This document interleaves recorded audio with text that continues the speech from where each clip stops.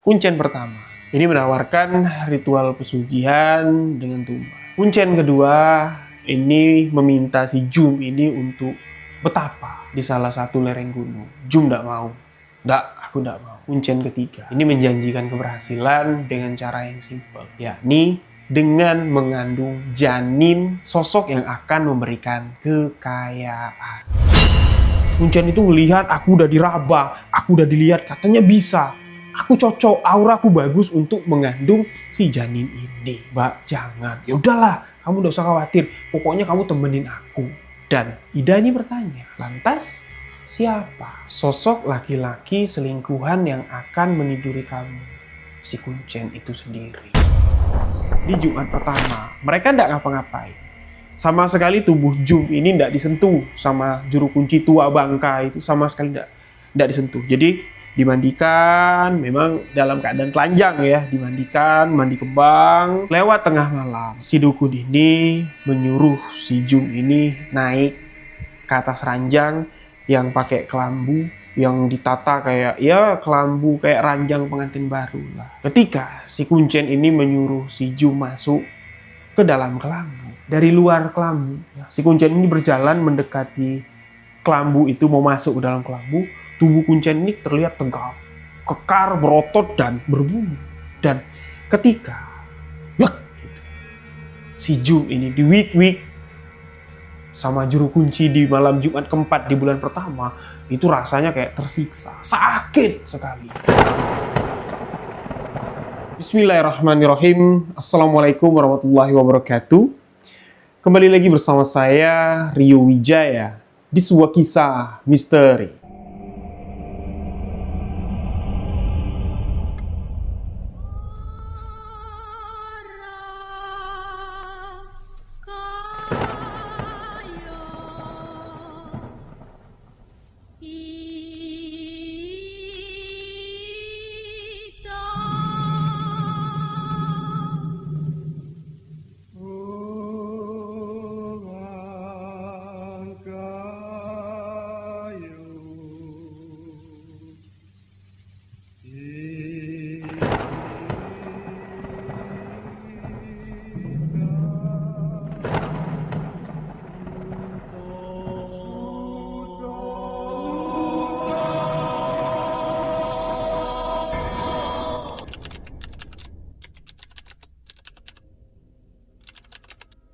Terima kasih untuk sahabat-sahabat yang telah mengklik video ini. Terima kasih untuk sahabat misteri yang selalu setia menantikan uploadan cerita misteri yang saya bawakan.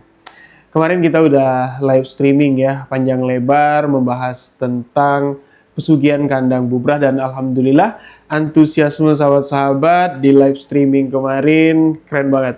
Jadi insya Allah live streaming akan kita lakukan kembali. Jadi diselang-seling nanti ya, live streaming, uploadan video, live streaming, uploadan video. Karena sekarang trennya di YouTube lagi rame live streaming. Mana tahu kita bisa mengembalikan algoritma live streaming di channel YouTube Rio Wijaya seperti yang dulu-dulu. View-nya bisa nembus ratusan ribu. Amin, amin ya rabbal alamin. Dan tentu semua itu akan terjadi berkat dukungan, support, dan kekompakan sahabat-sahabat misteri semua. Jadi saya harapkan sahabat-sahabat selalu mendukung apapun yang akan kita buat di channel YouTube Rio Wijaya, tentunya untuk menghibur sahabat-sahabat semua. Nah, di video kali ini saya akan menceritakan sebuah kisah tragis yang dialami oleh seorang perempuan. Seorang perempuan yang saya katakanlah di sini seorang perempuan muda yang serakah, yang tamak akan kekayaan. Sedangkan pondasi hidupnya itu sudah berdasar dari keluarga yang memiliki harta yang cukup banyak, namun entah ada setan apa yang merasuki dirinya hingga ingin mendapatkan lebih dan lebih sampai di mana terjerumus di lingkar setan. Kisah ini terjadi di era tahun 1980-an silam, terjadi di salah satu wilayah yang ada di Jambi. Di tahun 70, di tahun 80 di Jambi itu ramai sekali daerah-daerah yang dibuka menjadi istilahnya itu tempat transmigrasi ya. Jadi masyarakat-masyarakat yang datang dari Pulau Jawa ini dipindahkan ke berbagai pelosok di wilayah Sumatera, khususnya di Jambi. Nah, itu dibukakan lahan, bercocok tanam di sana, diawasi oleh pemerintah. Itulah namanya masyarakat transmigrasi, dan kejadian ini terjadi di wilayah perbatasan Sumatera Selatan, Palembang dengan Jambi. Jadi wilayahnya itu masih termasuk di wilayah Jambi lah, boleh dikatakan. Bahkan kejadian yang terjadi di tahun 1980-an ini masih dikenang sampai sekarang di tahun 2026. Teriakan si Jum. Jadi orang-orang dulu ya, kalau dengar istilah teriakan si Jum di tengah malam, pastilah semuanya pada menggidik ketakutan, karena bukan cuma sekedar suara teriakan yang mengerikan, namun sosok perwujudan yang muncul setelah suara teriakan itu terdengar, ini bakal bikin bulu kuduk merinding. Nah, dikisahkan kejadian ini oleh teman baik dari sosok yang bernama Jum. Nah, si Jum ini dia berasal dari Jambi. Ya, tinggal di wilayah perbatasan yang saya katakan, perbatasan antara Sumatera Selatan dengan wilayah Jambi.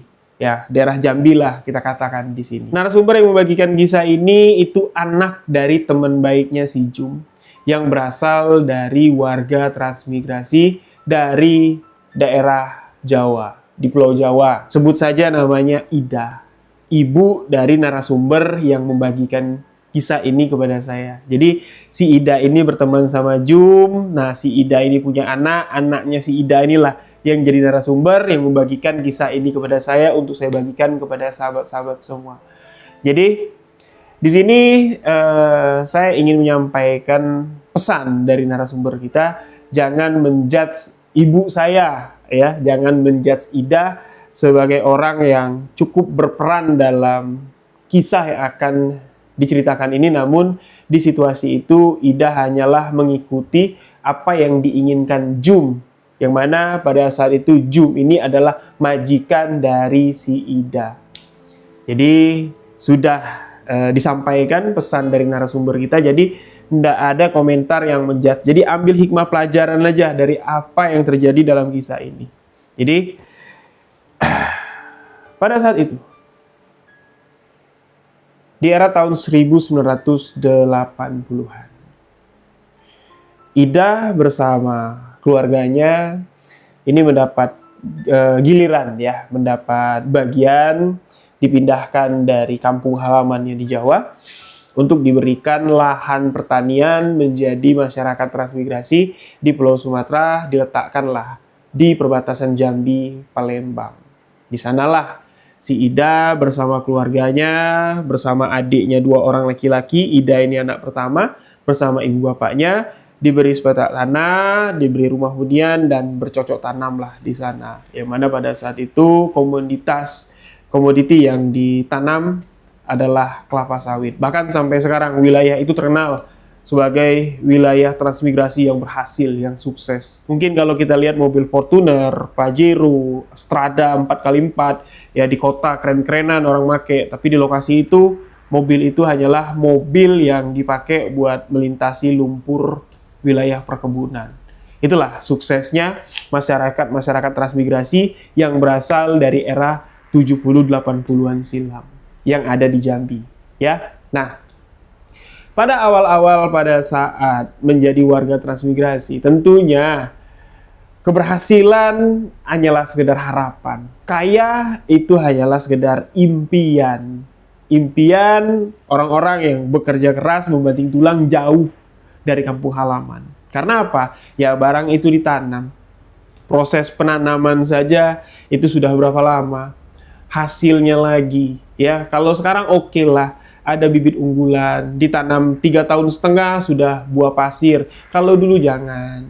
6 tahun itu amit-amit lah. Kalau sudah berbuah itu udah syukur alhamdulillah. Itulah proses panjangnya. Jadi singkat cerita, 1,5 tahun keluarga si Ida ini sudah menetap jadi warga transmigrasi.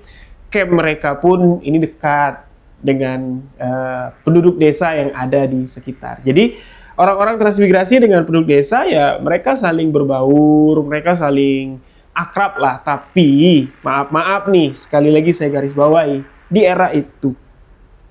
Warga-warga transmigrasi ini dipandang rendah, dipandang apalah ya, dipandang orang susah lah sama pribumi-pribumi yang ada di sana pada saat itu. Karena apa? Ya mereka datang ke Jambi ini cuman bawa baju, cuman bawa tenaga doang. Nah, disitulah kenalnya si Ida ini dengan si Jum. Pada saat itu, si Ida, ibu dari narasumber yang membagikan kisah ini, itu berusia 18 tahun dan si Jum itu sebaya. Jadi ibunya si Jum ini akrab sekali dengan keluarganya si Ida.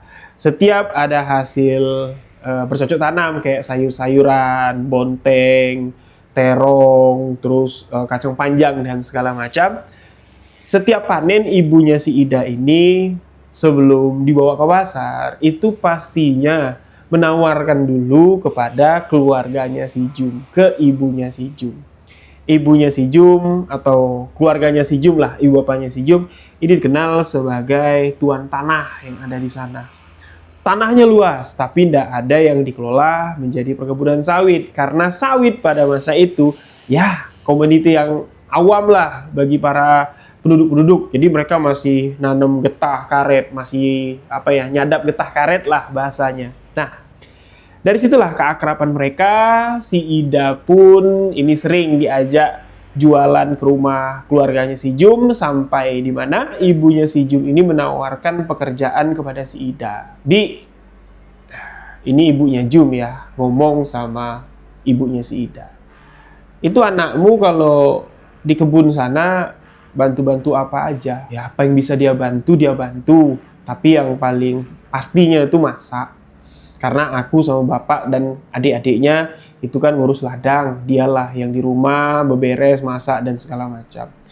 Oh, jago dong masak. Bisa dong masak. Yo, bisa. Tapi yo masakan kami, masakan orang Jawa. Ya tapi kalau diajarin masak-masakan kami orang Jambi ini bisa lah ya. Yo bisa. Memangnya ada apa? Pertanyaan ibunya si Ida ke ibunya si Jum. Nih anak aku nih. Anak aku nih bentar lagi mau menganten. Aku belum percaya ngebiarin dia sama suaminya nanti. Nanti suaminya ndak dikasih makan. Anakku nih ndak bisa apa-apa, ndak bisa masak dan segala macam. Yaudahlah, mau ndak anakmu si Ida ini kerja sama anak aku si Jum. Nah, mendengar tawaran itu tentunya Ida mau dan orang tuanya pun merestui. Dan dibalik itu semua sahabat-sahabat, Ida dan si Jum ini pun ya udah saling kenal tapi tidak akrab ya. Dan mulai hari itulah si Ida ini diminta untuk tinggal bareng bersama si Jum di rumah besar tersebut. Nah, ini masih lama ya, masih ada sekitar setengah tahunan lagi nih sebelum pernikahan si Jum ini dengan calon suaminya. Jadi si Ida di situ diajarin gimana cara masaknya kami di sini. Nih, masa ini menunya ini segala macam sampai betul-betul bisa. Setengah tahun tidak berlalu, ya masuklah di acara lamaran. Ramai sekali lamaran itu sahabat-sahabat. Ya, pernikahannya mewah, megah, pas segala macam. Suami dari si Jum ini bukan orang sembarangan juga. Suami dari si Jum ini anak kepala desa. Ganteng, berduit tentunya, dan ya pernikahan itu dihelat besar-besaran. Pesta besar-besaran, seluruh warga transmigrasi, warga desa, pokoknya semua kumpul merayakan pesta pernikahan Jum dan suaminya.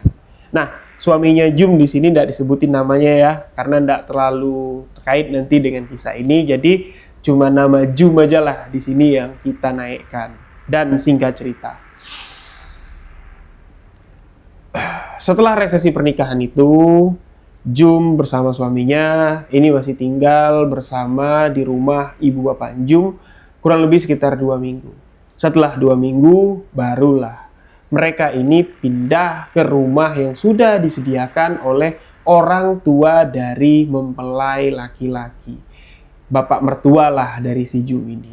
Rumahnya itu masih satu desa, tapi di ujung sana. Dan digadang-gadang wilayah yang dibangunkan rumah oleh bapak mertuanya si Jum ini itu bakal jadi pusat desa nanti. Jadi dibangunlah rumah di sana walaupun pada saat itu masih sepi ya, masih jalan tikus, orang mau ke tempat motong karet, mau ke ladang lah bahasanya. Nah, ketika pindah di sana, tentunya si Ida ini dibawa sebagai asisten rumah tangga atau pembantu rumah tangga dari si Jum ini. Pokoknya mempersiapkan segala sesuatu kebutuhan Jum, mempersiapkan segala ya perlengkapan rumah lah, masak, nyuci, beres-beres dan segala macam. 1 bulan sepasang suami istri tinggal di rumah sendiri bersama Ida, pembantu yang dibawa sama Jum, semuanya baik-baik saja. Bulan kedua, masuk bulan ketiga, dan di bulan keempat, suami dari Jum jarang pulang ke rumah. Di rumah, dia tinggallah Jum sama si Ida. Akhirnya si Jum ini cerita sama si Ida, mungkin karena tidak bisa menahan sendiri lagi. Ya istilahnya kayak curhat kayak itu loh sahabat-sahabat. Di suatu malam, si Ida ini sudah tidur ya. Si Jum bangun. Ida, bangun dah. Ida pun terbangun. Melihat Jum duduk di kasurnya, kaget lah. Si Ida mau turun ke bawah, tapi Jum bilang, dah duduk aja di sini. Kenapa mbak? Ndak, aku nggak bisa tidur dah. Loh kenapa? Kok nggak bisa tidur? Sakit, pusing, atau apa? Jum pun ya, meneteskan air mata. Dia bercerita, suamiku, aku yakin kalau suamiku itu main serong, suamiku main perempuan lain. Ah, masa iya? Ya enggak mungkin lah. Kamu lihatlah belakangan ini. Suamiku jarang pulang kan? Loh iya memang jarang pulang, tapi alasannya apa? Pastilah dikasih alasan. Ya alasannya ngurus kebun, ngurus harta, ngurus uang, nyari duit. Masa itu aja yang diurusin? Jarang pulang kayak gini, masuk akal ndak? Si Ida diam aja, ndak jawab iya, ndak jawab tidak. Dan segelintingan kabar dah. Aku dapat info kalau katanya suamiku tuh loh kecantol sama janda kaya sebelah. Itu loh, janda kaya yang banyak ngasihin tanahnya buat dikelola sama warga-warga transmigrasi itu loh. Katanya suamiku sering nginep di sana. Sudah banyak yang ngelapor. Ida diam. Kamu kenal kan dah janda itu? Iya, adikku ya juga dapat jatah tanah dari perempuan itu. Sekaya apa sih dah perempuan itu? Nah, di situ si Jum ini kayak marah kayak gitu ya. Kalau cantik ya jauh lah cantik aku. Kalau muda ya muda lah aku. Tapi ya kenapa suamiku main ke sana? Apa dia kegiur sama harta perempuan itu? Apa kurang kaya bapak aku di kampung ini? Jadi Ida ya cuman diem aja dan ya percakapan sampai di situ aja lah. Si Jum ini meledak-ledak, ya terpancing emosinya, ingin bersaing main kaya-kayaan dengan perempuan yang katanya menggait hati lakinya itu. Nah, selepas pembicaraan tengah malam itu, beberapa hari kemudian suaminya pulang. Ribut, cekcok, ribut besar. Dan suaminya pun mengatakan, iya, aku ke sana berbisnis sama dia. Dia pintar nyari duit, hartanya banyak. Nggak kayak kamu, cuman ngandelin pesangon ayahmu. Apa yang bisa diandalkan dari pesangon ayahmu? Ya ibarat kata kayak gitulah bahasanya ya. Ngecilin lah suaminya si Jum ini, ngecilin bapaknya si Jum ini. Nah, di situ Jum meledak dan Jum akhirnya pamit. Aku nggak mau tinggal di sini lagi. Ini harta kamu, pemberian bapakmu. Kau lihat nanti, aku bangun rumah yang lebih besar lagi dari ini. Kau meremehkan bapakku, kau lihat aja lah nanti. Nah, disitulah dua ambisi, dua ego anak orang kaya ini memuncak. Mereka pun pisah. Akhirnya, tentunya si Ida dibawa pulang lah ke rumah si Jum. Pulang lah, nangis-nangis lah dia. Ngadu dia ke ibu bapaknya. Tapi ibu bapaknya si Jum ini ndak mengambil apa ya, istilahnya nggak ngambil hati lah apa yang diucapkan oleh lakinya si Jum, dan malah menenangkan dengan mengatakan ya sudah, yo kalau kamu nggak mau tinggal serumah lagi sama dia, yo besok bapak coba panggil suamimu, kita cari jalan tengahnya. Nggak, pokoknya aku nggak mau lagi. Sebelum aku bisa bangun rumah, lebih mewah, lebih besar lagi dari rumah laki-laki itu, aku nggak mau ketemu sama dia. Aku nggak mau bapak dan ibu dikecilin, diremehin sama dia. Dia itu pendatang di kampung ini. Kita yang asli orang sini. Nah, ini sudah bicara ego lagi ya, sahabat-sahabat ya. Ya, bukan bicara masalah apa lagi, egonya sudah dikendalikan oleh setan. Dan ya ngelihat anak perempuannya kayak gitu, malu lah jatuhnya ya, pulang kayak gitu nangis-nangis, pestanya besar-besaran, bikin semua orang heboh, dan ya belum setahun ceritanya udah jelek kayak gini. Akhirnya ibu dan bapak si Jum pun ngejual tanah. Jual tanah.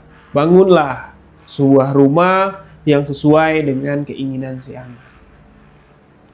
Rumah yang dibangun si Jum di tahun 80-an itu, sahabat-sahabat, sampai 3 kali dibongkar. Jadi bangun nih, ini sesuai nih, dah dibangun, seperempat jadi, di stop, dibongkar, kurang besar, dibesarin lagi, bangun lagi, di stop lagi, dibongkar lagi, bangun lagi. Jadi biaya pembangunannya itu udah nggak kehitung lagi, sampai di mana bapaknya si Jum ini ya udah nggak ada lagi yang mau dijual. Kalau dijual lagi nih tanah kita makan dari mana? Penghasilan kita dari mana? Mau nggak mau akhirnya ya pembangunan itu berhenti di tengah jalan dengan memakan biaya yang sudah luar biasa banyak sekali. Dan statusnya Jum dan suami ini udah pisah rumah, tapi belum cerai, sahabat-sahabat. Ya, dan dikabarkan suami si Jum ini yaitu udah makin deket aja, udah makin sering aja keluar masuk rumah janda kaya sebelah itu membuat si Jum ini semakin marah. Sedangkan orang tuanya sudah tidak bisa diandalkan lagi. Nah, disitulah si Jum ini curhat terus nih sama si Ida. Dah, gimana lah dah ya, bantulah aku dah. Aku nggak tahu lagi nih gimana nyari duit, gimana jalannya aku bisa menyelesaikan rumahku ini. Terus juga ngebalikin harta ibu dan bapakku. Gimana lah ya dah. Nah, awalnya Ida sama sekali nggak ngasih saran, sampai di mana entah dapat kabar dari mana lah. Si Jum ini desas-desus, katanya orang yang sekampung sama si Ida mengatakan kalau di kampungnya si Ida, di Jawa sana, itu ada satu tempat yang bisa membawa seseorang mendapatkan kekayaan, sugihan lah bahasanya. Nah, dapat kabar itu, si Ida ini langsung diinterogasi sama si Jum. Dah, kau ndak mau bantu aku, awas ya. Kau tahu kan susahnya aku, kau tahu kan baiknya aku sama kamu, sama keluargamu. Aku ndak minta apa-apa sama kamu. Bawa aku pulang kampung, bawa aku ke tempat itu, biar aku bisa mendapatkan kekayaan. Ida mengatakan, Mbak, kami aja loh, orang kampung situ. Kampung yang katanya Mbak bisa mendatangkan kekayaan. Mbung, ndak mau kami Mbak ngelakoni ritual itu untuk mendapatkan kekayaan seperti yang Mbak bayangkan, seperti yang Mbak harapkan.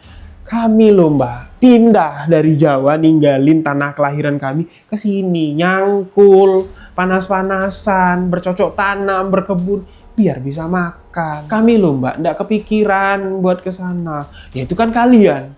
Kalau aku ndak. Berapa biaya ke sana? Berapa modal buat pulang kampung sama kamu?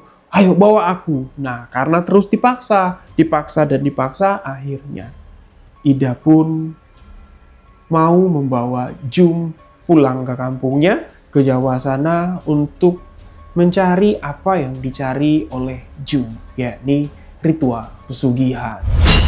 Jadi pada saat itu Jum ini pamitan sama kedua orang tuanya, pengen ke kampungnya si Ida ini katanya buat menenangin pikiran. Ya disangoni lah duit yang banyak, berangkatlah mereka berdua, Jum dan si Ida. Sedangkan orang tuanya si Ida ini sama sekali tidak tahu tujuan si Ida ini nemenin Jum ke kampung halaman mereka untuk mencari ritual pesugihan, dan tidak terpikir juga sama mereka. Dan status pernikahan Jum dengan suaminya ini masih suami istri. Ya, bahkan sebelum berangkat pun si Jum ini sempat ya mendatangi rumah mertuanya Ya pamitan lah. Pamitan, dia mau ke Jawa, mau liburan. Tapi tidak ketemu sama suaminya. Diizinkan sama mertuanya dan berangkatlah mereka. Di tahun 80-an, ini masih pakai bus ya, sahabat-sahabat ya. Dari Jambi, sampailah ke kampung halamannya si Ida. Nah, setibanya di sana, apa yang dicari si Jum ini memang banyak. Tapi yang bisa menghasilkan, yang bisa top chair itu si Ida tidak tahu.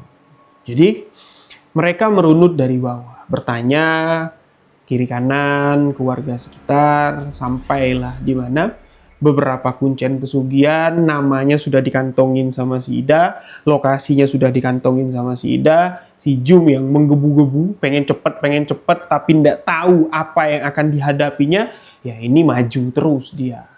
Kuncen pertama, ini menawarkan ritual pesugihan dengan tumbal. Gak mau, ya dijelasin sama si kuncen itu, keluarga kamu nanti bakal mati apa segala macam. Si Jum gak mau.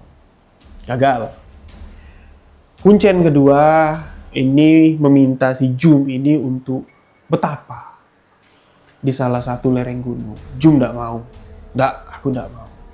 Kuncen ketiga ini menjanjikan keberhasilan dengan cara yang simpel, yakni dengan mengandung janin sosok yang akan memberikan kekayaan.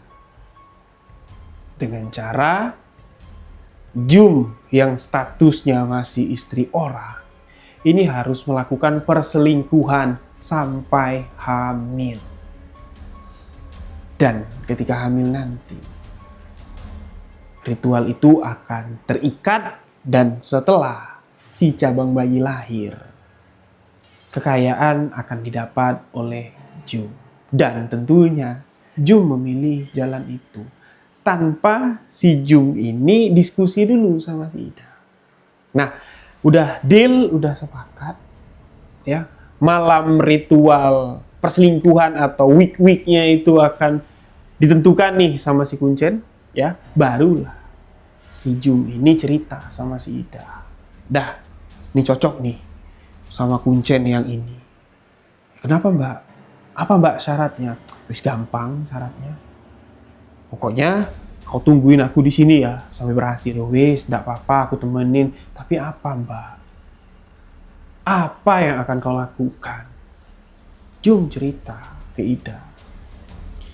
Si kuncen mengatakan, ritual yang akan kulakukan ini adalah ritual mengandung janin dari yang akan memberikan aku kekayaan dengan cara perselingkuhan. Hah? Terus? Kamu udah iyain? Kamu mau? Wih jangan mbak, pamali.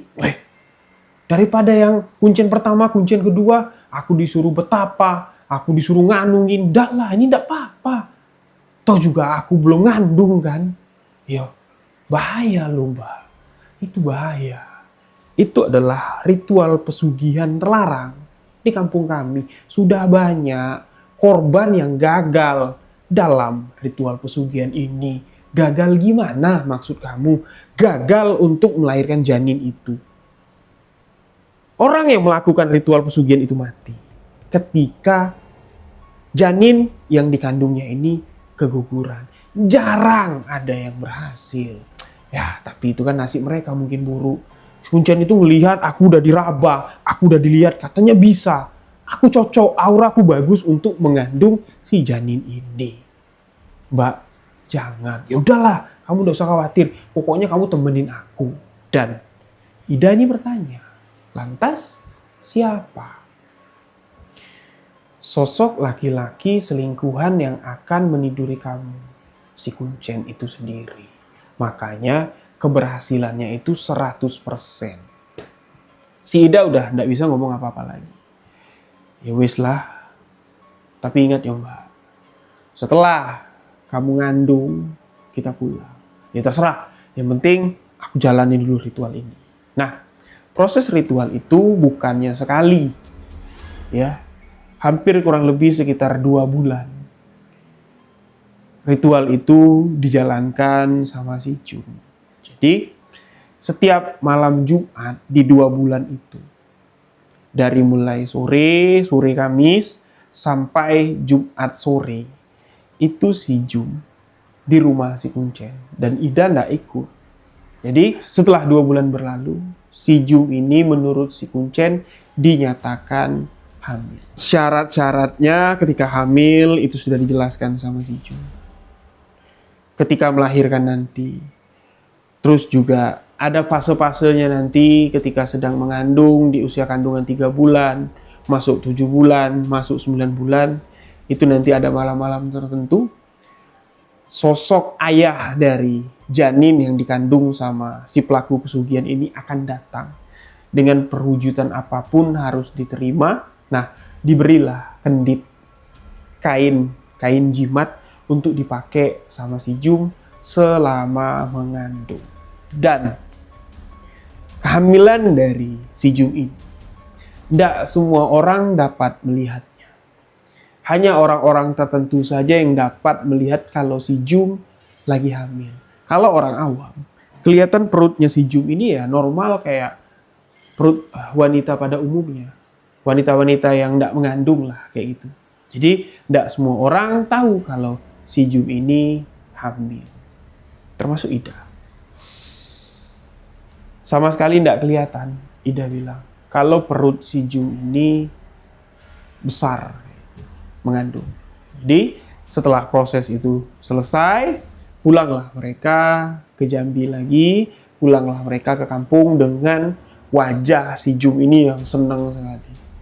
Wajah si Jum ini yang betul-betul kayak, wah aku bakal jadi orang kaya. Nah, di perjalanan lah sahabat-sahabat. Ya. Perjalanan dari Jawa ke Jambi. Si Jum ini banyak bercerita sama si Ida. Dalam 2 bulan, di setiap malam Jumat, apa-apa saja ritual-ritual yang dilakukan oleh si Jum dengan si juru kunci ini. Ida mengatakan, untuk membayangkannya saja, Mbak Jum yang tubuhnya molek, tinggi, putih, bersih, mulus, itu digerayangin oleh aki-aki tua bongkok, gigi hitam, ompong gitu ya. Itu geli gitu. Tapi ya si Jum ini menceritakannya dengan ya kayak bergairah kayak gitu. Sampai di mana ya diceritain semua lah apa yang terjadi di Jumat pertama. Mereka tidak ngapa-ngapain.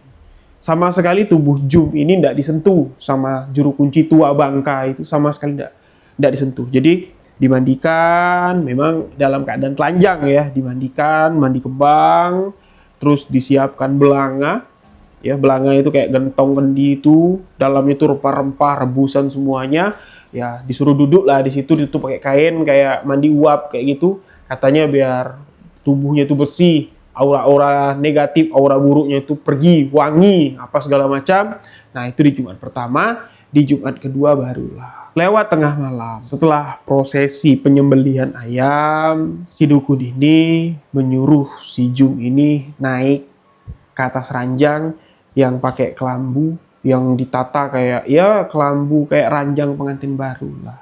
Dan disitulah si Jum ini disetubuhi oleh si Kuncen. Dan di malam Jumat kedua itu ya normal-normal aja rasanya, maaf ya, rasanya kayak ya disetubuhi laki-laki normal pada umumnya lah. Ya cuma napasnya aja, mungkin udah tua ya, ngos-ngosan. Jadi selesai, dah. Malam Jumat ketiga di bulan pertama, itu disetubuhi lagi sama si Kuncen, tapi ya memang agak panjang nih durasinya. Tapi belum ada yang aneh, dan di minggu keempat di bulan pertama, baru ketika si Kuncen ini menyuruh si Jum masuk ke dalam kelambu. Dari luar kelambu, ya, si Kuncen ini berjalan mendekati kelambu itu, mau masuk ke dalam kelambu. Tubuh Kuncen ini terlihat tegap, kekar, berotot, dan berbulu. Dan ketika gitu, si Jum ini diwik-wik sama juru kunci di malam Jumat keempat di bulan pertama, itu rasanya kayak tersiksa, sakit sekali. Bahkan ya setelah persetubuhan itu berlangsung, badannya ini balu-balu, dan dia tidak dapat melihat sosok apa yang menidurinya, sosok apa yang bersetubuh dengan Jum pada malam itu. sampai di malam Jumat penutup. Jadi dari malam Jumat keempat di bulan pertama masuk di malam Jumat pertama di bulan kedua, itu ya semakin aneh, semakin kasar, semakin besar tubuhnya, dan ngerangannya tuh, suaranya itu bukan kayak suara manusia. Sampailah di mana di malam Jumat terakhir di bulan kedua, si Kuncen mengatakan, kalau kamu sudah mengandung, pulanglah, rawat janin ini dan kamu akan mendapatkan kekayaan. Jung bertanya, kekayaan seperti apa? Pokoknya setelah apa yang kamu kandung ini lahir, ari-arinya itu akan berubah jadi gumpalan emas. Anak ini tidak bakal lahir. Anak ini tidak bakal kamu bayangkan lahir seperti bayi manusia. Ari-arinya itu bakal menjadi gumpalan emas, dan emas itulah yang akan menjadi kekayaan kamu. Kamu bayangin aja lah, berapa berat ari-ari yang keluar dari rahim seorang wanita yang melahirkan. Ya kalau setengah kilo lah emas yang akan kau dapat. Kalau sekilo, kalau 2 kilo ya 2 kilo. Yang penting tata cara merawat janinnya itu kamu ikutin ya. Pokoknya ndak boleh sholat, ndak boleh ngucap 2 kalimat syahadat, ndak boleh ingat Tuhan, dan ndak boleh bersetubuh tidur dengan suami sah. Misalnya nih, kalau ada hasrat mau bersetubuh gitu ya, pengen gitu, ya cari aja orang. Siapa kek tidurin aku kayak gitu. Ya selingkuh lagi jatuhnya. Nggak boleh ditidurin oleh suami sah. Nah, semua itu udah dijalankan, ya udah dipegang, dan mereka pun perjalanan pulang dari Jawa menuju ke Jambi. Sampai di Jambi, ditanya sama keluarganya, gimana? Kok kamu terlihat apa ya istilahnya cerah sekali apa gimana? Dan begitu pulang pun, ketika si Jum ini ketemu dengan suaminya ini kayak pangling dan ngejar-ngejar si Jum terus, tapi Jum tolak. Karena pantangannya tadi, nggak boleh bersetubuh dengan si suami. Jadi Ida pun pulanglah ke rumahnya, ya sesekali tiap pagi, ya sampai sore dia nemenin si Jum di rumahnya, karena Jum kan belum balik nih sama suaminya. Sampai di mana 4 bulan setelah mereka pulang, Jum mengalami sesuatu yang mengerikan. Tanpa sepengetahuan Ida, di satu malam, ternyata si Jum ini dijemput sama suaminya, sahabat-sahabat. Pulanglah si Jum ini, entah rayuan apa yang digunakan suaminya. Pulanglah si Jum ini ke rumah yang disediakan setelah mereka menikah dulu. Dan di sana, ya mereka baikan lagi. Mereka melakukan hubungan suami istri. Pas pagi, Ida ke rumah Jum, orang tuanya Jum bilang, oh kamu samperin, Jum udah pulang sama suaminya. Di situ Ida termenung. Apa si Jum ini lupa dengan pantangnya? Apa si Jum ini lupa dengan apa yang telah dia lakukan? Nyusullah si Ida ini ke rumah si Jum. Pagi itu si Jum masih semangat. Ida, aku lupa ngasih tahu tadi malam aku dibawa ke sini. Suaminya si Jum nggak ada nih. Ida diem aja, beresin rumah apa segala macam. Ida nggak ngomong apa-apa sama si Jum, dan Jum pun seakan-akan dia lupa dengan apa yang telah dilakukannya. Mulai dari siang itu ya dia megang-megang perut. Megang-megang perut.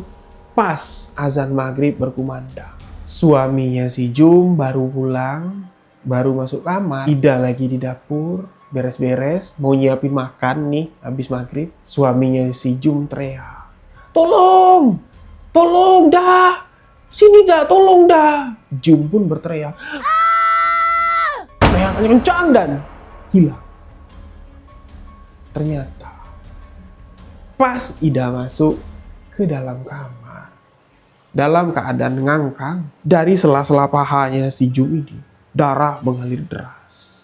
Seakan-akan Jum mengalami keguguran. Padahal dicek nih sama dukun kampung, ya dukun melahirkan, nggak ada apa-apa yang keluar. Yang keluar itu cuma kotoran, darah, kotoran semua. Pada saat itu Jum meninggal dunia karena pendarahan, kata orang-orang, kata dukun beranak, tapi tidak kata Ida. Yang dilihat Ida, begitu Ida masuk ke dalam kamar, dari selangkangan Jum ini, itu ada sosok bertanduk, taringnya panjang, tangannya itu kayak cakar serigala, ya, cakar harimau. Itu sudah ngobok-ngobok kemaluannya si Jum. Dan ketika Ida masuk, Ida teriak, Allahu Akbar, sosok itu lari. Itu jelas dilihat sama Ida. Dari lama dia ngelamun, innalillahi, innalillahi, innalillahi, ya Allah, ya Allah, ya Allah. Jum sudah meninggal. Darah, banyak sekali. Sampai-sampai suami Jum ini pingsan. Nah, kabar ini pun heboh. Kabar ini santer sekali. Banyak orang yang tidak percaya ada apa, kenapa. Tapi tidak ada yang kepikiran yang aneh-aneh. Keesokan paginya, jenazah almarhumah Jum pun dimakamkan. Dan mulai dari malam itu, rumah tempat Jum hembuskan nafas terakhir dengan cara yang tragis. Itu menjadi rumah yang sangat menakutkan sekali. Rumah itu terletak di tengah-tengah, sahabat-sahabat. Jadi, sisi kiri, sisi kanan, sisi dapur, itu jalan tikus warga untuk pergi ke ladang. Orang-orang yang pergi ke ladang buat nyadap getah, itu perginya habis azan subuh itu udah pergi. Ngumpulin getah yang sudah terkumpul, terus disadap lagi. Pulangnya itu nanti udah gelap. Dan rumah itu, jalur tikus itu, menjadi jalur yang sangat mencekam sekali. Setelah kematian Jum, teriakan Jum selalu terdengar saat azan maghrib. Setelah teriakan itu terdengar, ceklah sekitar. Di mana ada pojokan gelap, di situ ada Jum yang tengah menimang gumpalan darah yang terus menetes. Sosoknya menakutkan sekali. Ida bukan 1-2 kali didatangin sama Jum. Sampai-sampai Ida ini dianggap orang gila. Sampai-sampai Ida ini dilarikan pulang ke Jawa. Lama Ida ini berobat baru sembuh, dihantui sosok arwah Jum. Jum menuntut Ida untuk ikut beberapa kali. Si Ida ini mimpi disetubuhi oleh sosok yang dilihatnya ngobok-ngobok bagian kemaluan dari si Jum. Tapi Ida ini ngelawan. Nggak dapat sosok itu, ya bersetubuh lah sama si Ida ini. Nah, teror yang paling menakutkan ini dirasakan oleh perempuan selingkuhan dari suaminya si Jum. Wanita kaya itu. Tubuhnya tuh sampai robek-robek, sahabat-sahabat. Melewati hutan rotan.